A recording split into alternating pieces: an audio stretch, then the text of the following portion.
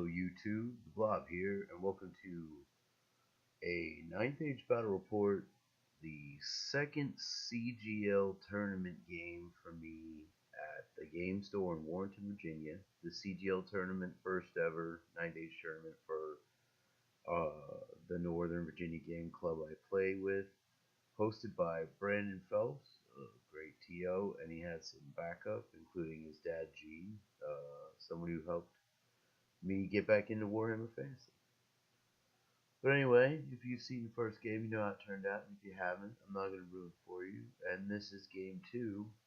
And this is an army switching tournament. So I brought Highborn Elves, but I'm playing as Undead Dynasties. And to tell you the truth, I've never played an Undead Dynasties army ever. Not entirely sure how it works. We had to talk back and forth, my opponent and I. First 2 games of this tournament, the TO wanted people to play the opponent's army because he wanted to find the best general, not the best list builder.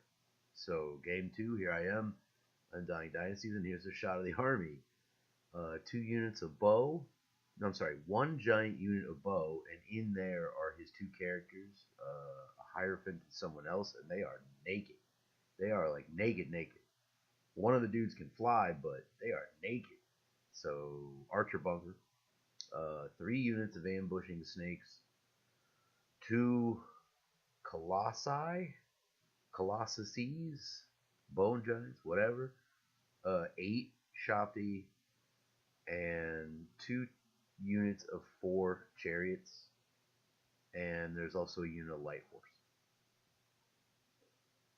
He used my army, and if you go back to the first video, you'll see what my army is, but essentially it's a shooting army with 3 Highborn Elf bolt throwers, the Prince on an Ancient Dragon with double breath weapon, 2 units of throwaway, Highborn Lancer Chaff, a unit of 5 Grey Watchers, a bunch of Sea Guard, Wuss Mage, Pyromancy, War Alchemy, or Order of the Fiery Hat, and some citizen archers,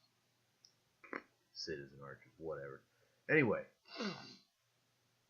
game 2, and this is, you're looking at top of 1, you're looking at deployment. And we did the diagonal, and then there were the 2 objectives. So you'll see the blue gems, 1 on each side of the table. Those were our key objectives. So my opponent put down Highborn Lancers on his right, my left. The Grey Watchers are not in the tower. They're actually going to ambush on. The unit of 2 chariots right there. Sea Guard, the dragon, and 2 Reapers up on the hill there. Swordmasters, citizen archers behind that, lancers, and then bolt. Excuse me. So looking at his lineup, I can see he's going to pretty much be cagey. He may not even care about the objectives until late game. He just wants to shoot.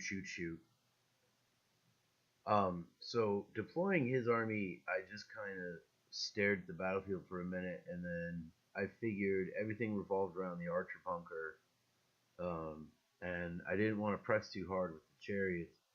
So chariot unit down there, double colossuses in the trees, the giant unit of bows, the 8 Shopti right there, fast cav or whatever the hell, the bone horsemen of Desert Sadness up there, right in front of this unit of chariots up on the hill.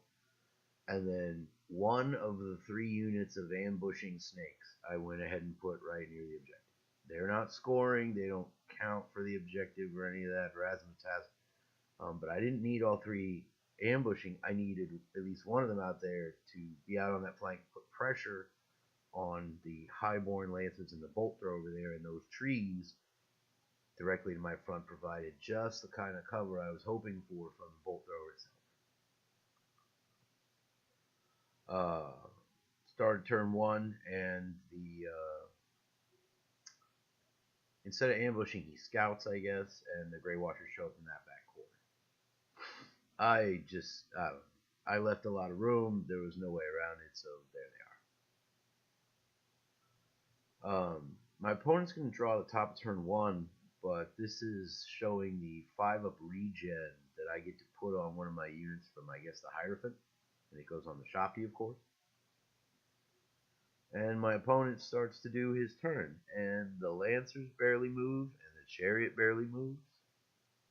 The Dragon kind of flutters off the hill, and some guys step forward. But all in all, that's what it looks like. Shooting and magic, he starts working on the front Colossus. He starts working on the Chariots. Bolt Thrower starts working on the light cav. And more of the light cav. You can see a pattern here. Yeah, just shooting for days. Now he's targeting his bunker. And at this point, I kind of realized this was the key to his army without him necessarily having to say so, more by his actions and the amount of shooting. He wanted to get down to less than 5 models, and then he wanted to bullseye the characters. So, yeah. Chariot gone. Ugh. So, bottom of 1, and I don't really need to move the chariots. They have bows, so I'll shoot a little bit. Again, I'm getting into this thing with screening / zoning. But if I were to go back a bunch of pictures, the chariots and the Highborn Lancers are sort of screening this chariot unit, and the chariot unit is screening them. So, a little bit of shuffling about here. You can see the fast cav guy or the horse guy. I just threw him up there. Skeletal cav guy. Chariots come down off the hill just to threaten in case he wants to charge that guy. Snakes move into the trees. Shooting is iffy with them. I got to be like 6 inches for regular range, but whatever. If he wants to charge me in those trees, with the Highborn Lancers, at least they're taking dangerous terrain. Magic and shooting. I managed to put some wounds on the chariot, and I managed to heal one off of Colossus, and something there.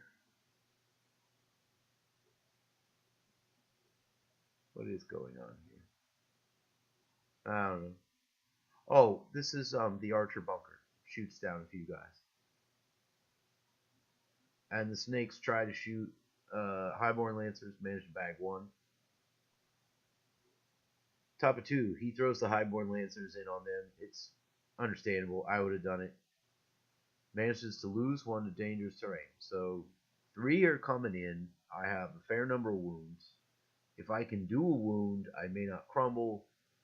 I don't know. Who knows? I'm not familiar with the snakes. I don't know how the combat's like. They're sort of a mixed unit to me. Mixed in terms of shooting and combat capability. Lancers, you can see, just sort of jockeying around. So are the chariots. Sea Guard come up aggressive now because the Sword Masters are coming up. Citizen Archer is still in the back there. Dragon comes all the way over here now to my right, his left. And I think what he's expecting here is that his Lancers will stomp the snakes, and then he can proceed to sort of leverage my army's right flank. There's a close-up of a debuff he put on. I guess he didn't have the card. He just put any card down. More shooting and magic at the skeletal bunker. And more shooting. Some shooting at the chariots, I guess. But more shooting at the skeletal bunker. I mean, he's really, really working hard here. I'm trying res spells every so often, but his magic setup was very, very confusing. He had a lot of bound spells, and then his army was very magic heavy, So it took some very careful consideration about what spells to pull. And since he knew them all, he knew not to let me res the bunker if he could help it. Grey Watchers working the back of the field. more of these guys going down, and you can see it's getting bad now. I got 1, 2, 3, 4, 5 models exactly, and my characters are on each end there. And a chariot goes down. And now we're down to 3 models in the archer unit and 2 characters. And thankfully shooting's over and we go into combat. And we win. And this begins a series of events that are good for me.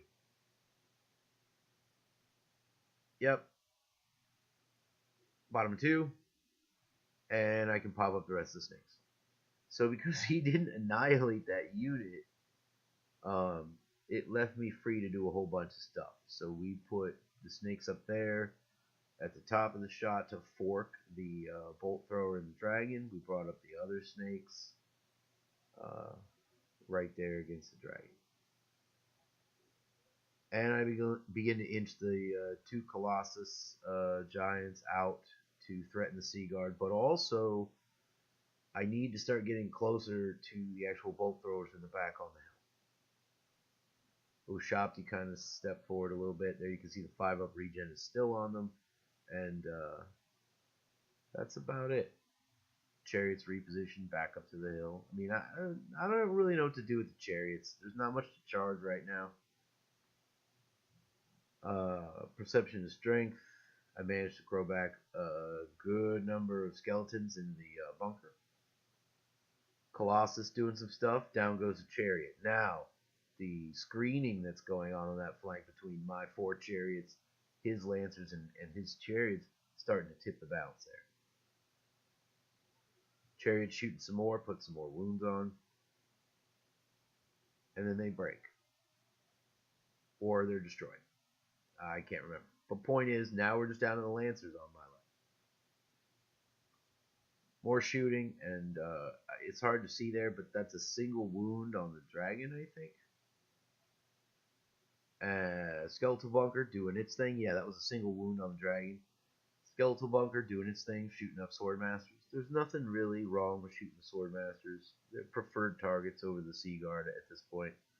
And you can see my Skeletal Cab guys back to chaffing them. And then madness happens. All of the snakes put all of their shots into the dragon and end up doing 5 wounds for a total of 6 out of, I think, 8 or 7 that an ancient dragon has. So it's got 2 wounds left, is what I'm trying to tell you. 2 wounds. It's like 1,000-some point model. It hasn't used either of its breath weapons, hasn't killed anyone, and it's only got 2 wounds left. Whoa. I was wounding on 6s, and my opponent was very kind to explain that this wasn't a priority target, because it's against, I guess it's against leadership. The attack's happening against leadership. But when I was rolling to hit, for number of shots, I rolled a tremendous number of shots for both units, and then it was just dousing the dragon in fire. So 6 wounds, 2 wounds to go, and it doesn't look good for the dragon. Over here, Lancer versus the snake by himself, but he's not on the charge anymore. So he's back to strength 3, and the snake ends up killing him. Top of 3. My opponent needs to start reconsidering his position. Swordmasters go into the chaff to clean it up. Lancers don't flinch, even though the chariots are gone. Dragon repositions all the way to the other side of the battle line. And this is a very, very shrewd move by my opponent. My opponent is a tournament veteran. And this is points denial, because if I can't get my hands on the dragon to do the last 2 wounds, I don't get the full points. And that's all there's to it. There's that. Shot one more time. Shooting magic. They go after the Colossus again. He's back up to 3 wounds. Sea Guard back after the Skeletal Bunker. More archers down. Citizen archers and the bolt throwers start to go to work on the snakes, because he's got to get rid of these snakes. These snakes have completely imploded his flank, And if I res them or if they go unchecked, it's just going to be ridiculous. So shooting, wounds, wounds, wounds. He's hitting this snake again. He's hitting these snakes. There goes the snake. Not sure what this is. Maybe another wound. Bottom 3 for me. And I push the Colossi out some more. This time I'm shifting around the lake because the Sea Guard I'm not worried about. And with the chariots gone, one Colossus can actually go out and assist my chariots in claiming that objective over there, taking away from the Highborn Lancers. And now I push the Ushapti forward very aggressively, like very aggressively. Snakes sort of inching out to take shots and do their thing. And now also, since my chariots count as scoring units, this chariot here is going to swing out and head towards that objective. I should have angled them better so I had bow shots and stuff. But I guess they're not like troops, these chariots. They're like battle chariots or something. Shooting and magic. Picking up sword masters, just picking them up, you know. Got to get this unit off the field. Not sure what we're showing here. Snakes just going to work on stuff. And now my opponent's top of 4, I guess. And he charges citizen archers into the snakes. The snakes had charged into the bolt thrower and didn't finish it. And I didn't realize that I was allowed to stomp a war machine until one of the other game players came by after his game was over. He's like, "Have you been stomping that?" Yeah, I didn't realize. I didn't realize you could stomp war machines, but bolt thrower was still alive, so he sends his citizen archers in to save him. This was a very great move. He's got initiative. He should be able to kick their butt solid. Swordmasters. Oh, Swordmasters. Why do you always end up as chaff? Swordmasters chaffing up my Ushapti, who still had the 5-up regen. Grey Watchers moving in now, and at this point, I realize what he's doing. He's going to try and charge my bunker where my characters are, and I don't blame him. Because if he kills the characters, we start to crumble. Everywhere else, you can see his dragon jumped all the way back there, and you can see his Sea Guard pinned it.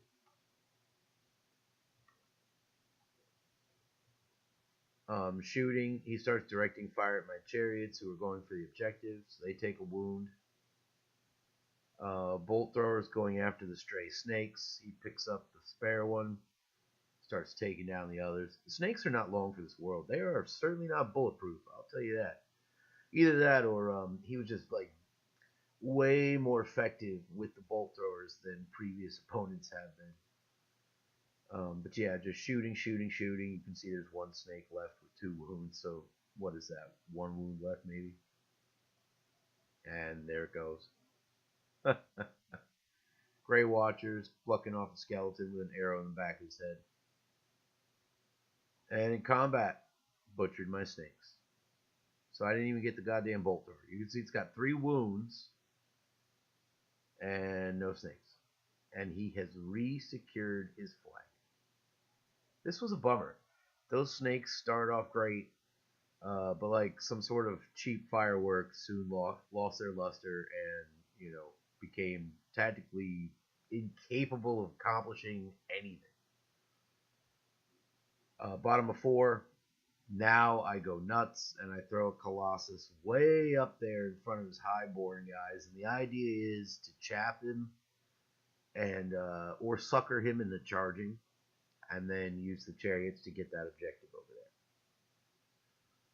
there. The other one goes around the lake or marsh or whatever the hell you want to call it, and begins to approach those 2 bolt throwers on the hill because the Sea Guard can't cover him and cover the Ushapti and everybody else. Ushapti went into the Swordmasters to finish them off. Excuse me. And the Archer bunker turned around and engaged the Grey Watchers, and the chariots went to occupy that objective. There's that. There's the Ushapti finishing off those 2 poor guys. And they turn to face like this. Top 5. Yeah, I couldn't move very far with the Colossus, and I wasn't like super careful about where I placed him either. And I was letting him try and risk this long bomb charge, honestly, and he makes the charge. So good on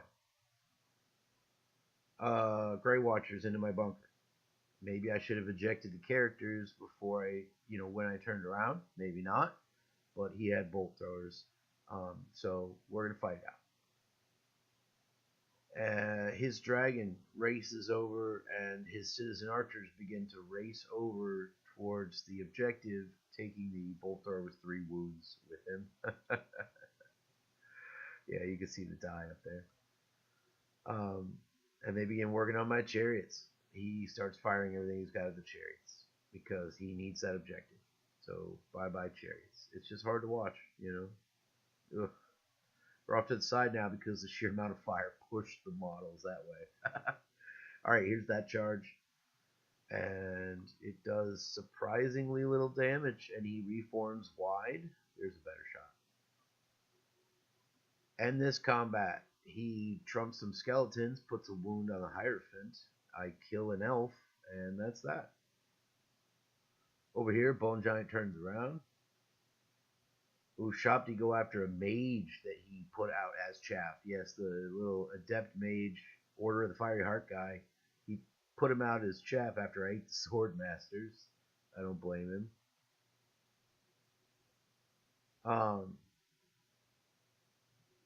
Not sure what's here. There's this. Chariots are starting to get the edge on the Lancers now that they're not charging anymore. Ushabti eat the mage and reform like this. And that's when I realized this is actually a bad reform, and here's why. I should have angled more towards my right, towards the objective. Then I could have threatened to charge the dragon or the citizen archers.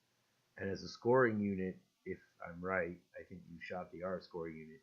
Then I could have taken that objective for myself. Yeah, just bad placement there on turn 5. This fight continues, and he can't kill me. I can't kill him. It's just a slap fight. Top of 6. Mage is gone. Dragon turns like this. Archers take the objective. Seaguard kind of get out of my way. Bolt throwers need to take down that giant. They put some wounds on it. This fight continues. We end up beating the Lancers, but taking a wound.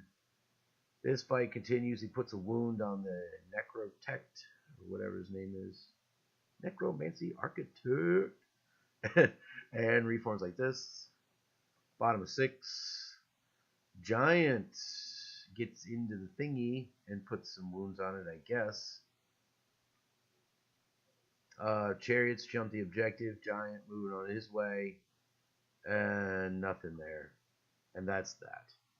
And this game, because we shared an objective and whatnot, this game actually broke down as an 11-9 in my favor, believe it or not. I was surprised, and when I mean surprised, I literally mean I had to wait until my opponent had finished his calculations, and he started to talk to another gamer about the difference. And finally, I had to interrupt him and be like, "Hey, wait, who actually won?" And he said, "Well, you did." Okay, yeah. So it broke down as 11-9.